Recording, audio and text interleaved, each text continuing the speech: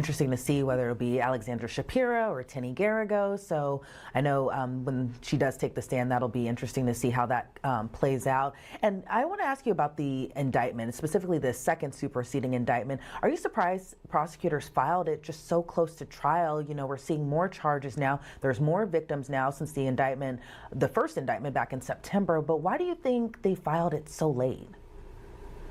You know, we did see some... To intimidate his defense, more than likely. That's the goal. Intimidate his defense, make him think it's unwinnable. But Diddy got the money to fight this shit, man. So, you know, Diddy's got the money to fight this shit. Tweaks with the most recent indictment, and you're right. Now, normally you don't see a superseding indictment. Now, typically, judges don't like it, but it's really up to the defense to ask for a continuance because they need more time. The defense in this case is not asking for a continuance, in large part because Diddy's in custody and he wants to push this case forward as quickly as possible. I think what you saw happen, some of it were technical changes. A1 Andrew says, you're the only streamer I'll donate to. Appreciate that. Thanks for all the real, for always being real. And I signed a petition. Really cool to have your friends back like that. Hope he gets justice for his son. I always keep that Glock on me, and I'm in Cali. Hey, bro, you got to protect yourself.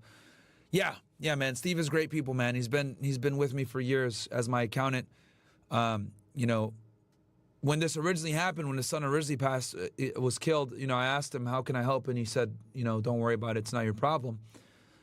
And you know, obviously he dealt with it himself, and I'm just happy that I'm able to assist, right, in some kind of way. So that means, you know, bringing him on so you guys can, you know, support him.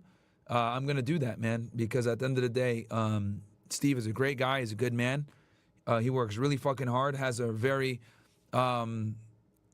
successful accounting firm that he runs. Guy's doing really well, and he just wants justice for his son, man, is really what it comes down to. I think anybody here that's a father can empathize with that.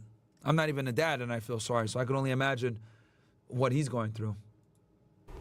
And I actually spoke to your colleague, Jesse Weber, when that indictment came out last week. But one of the changes we see is instead of having one count of sex trafficking and one count of prostitution, Mann Act violations, you see it broken out a little bit. That way, if in... Hey, guys, we're sitting at 1,300 likes, man. Let's get to that 2,000. Come on, guys, get to 2,000. Get the engagement up. Get the engagement up, guys.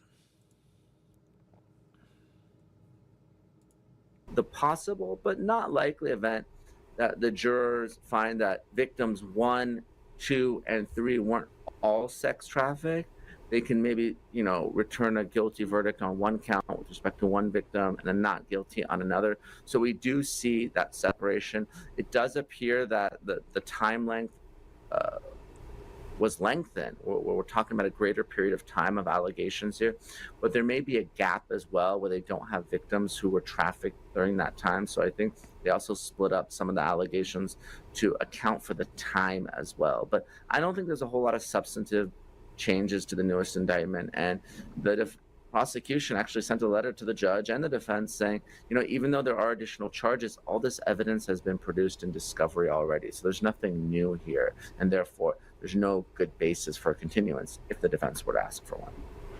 Yeah, and that just means that it's just a couple more weeks away. And, you know, if there's no delays, we're going to be heading, or not we, but, you know, Diddy will be heading to trial very, very soon. How tough do you think the jury selection process will be? And if you were a prosecutor on this case, what type of jurors are you going to be particularly looking for? It's going to be tough because everyone in the entire world knows about this case and probably has seen that video of Cassie being beaten. If you're the prosecution, and, you know, as someone who lives and practices in LA and has represented, really sued a lot of celebrities. It's going to be tough to get an impartial trial because they're all going to know about this case and or have the video for it. So that's what's going to make this super, super fucking hard, man. Holy.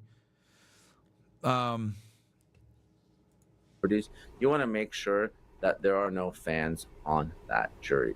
Jurors tend to love celebrities, at least here in my hometown of Los Angeles. And I imagine that it's somewhat similar there in New York, maybe not as much, but it's an issue. And if you have fans on the jury, they have a tough time convicting, celebrities. And that's just the reality. And let's not forget, Diddy has been charged once before in New York, very different case, a gun case, a state case, but he was acquitted in that case. So you got to be very careful. Yeah, but Diddy's getting zero fucking support.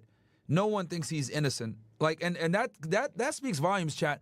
The fact that no one has come out to Diddy's defense is very fucking revealing, to be honest with y'all. So I'm trying to, like, no one has come to his defense. I mean, yay, a little bit, but I think he does that more for, like, attention than, like, actually believing in it. So we'll see what happens, but I don't think that he's I don't think he's gonna have fans like that trying to come to his support, bro. Careful during jury selection if you're the prosecution. And what about the defense? What do you think they'll be looking for?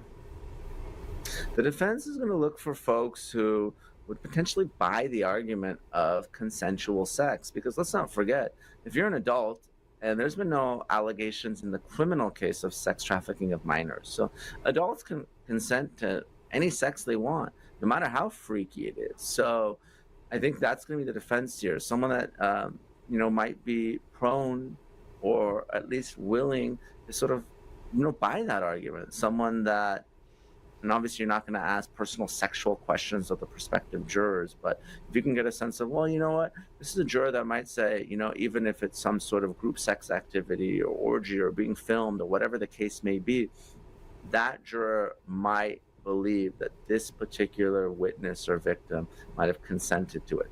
That's the exact type of juror you want if you're the defense here. And those jurors will be lining up. I believe that they're going to be taking pretty much hundreds each day. So again, we'll just have to wait and see how this all continues to play out. Nima Rahmani, always love having you on, always appreciate it and love your insight. Before we sign you off though, looking back to September of 2023 when Cassie first filed her lawsuit to now, we're in April of 2025. Are you surprised that we even got to this point? It still kind of boggles my mind sometimes. I am surprised, and this is what I believe. I truly believe that had Sean Diddy Combs paid Cassie Ventura what she demanded, and it was reportedly $20 to $30 million, we would not be here today.